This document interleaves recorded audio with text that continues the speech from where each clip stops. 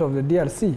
But this is a different ballgame, you see. It's not about those personal relationships, because here there are big stakes. Mm-hmm. And so when people like SADC came up, and I knew that Raila's goose had been cooked when SADC came and gave that statement.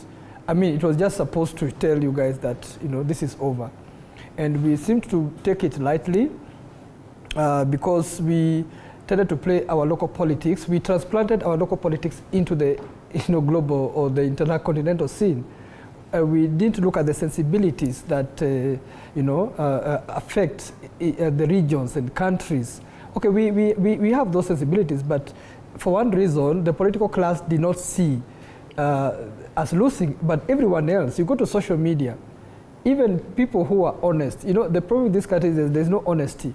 People will tell lies because they want to gain from something, you know. Mm-hmm. But no one will tell the king that you're naked because you don't want to look back in. But people would have told, if they listened to the experts, diplomatic experts and so forth, they should have known that this campaign is overdone, okay?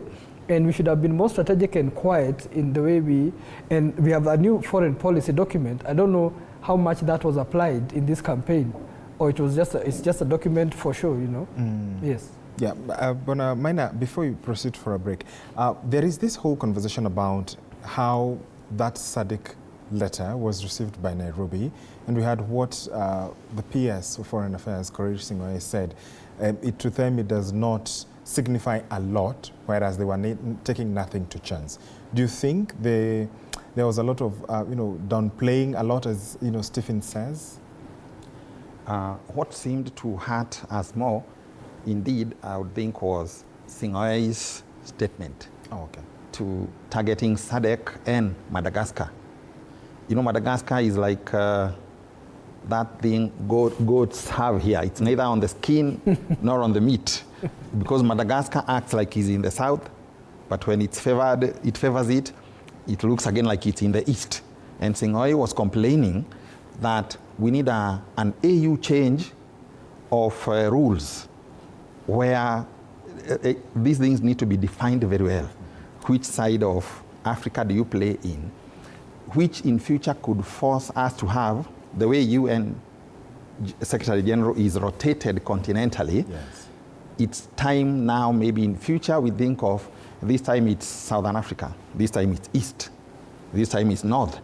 So that when it's East, we know then it's Raila. Mm-hmm. But now he was complaining that this one is not clear.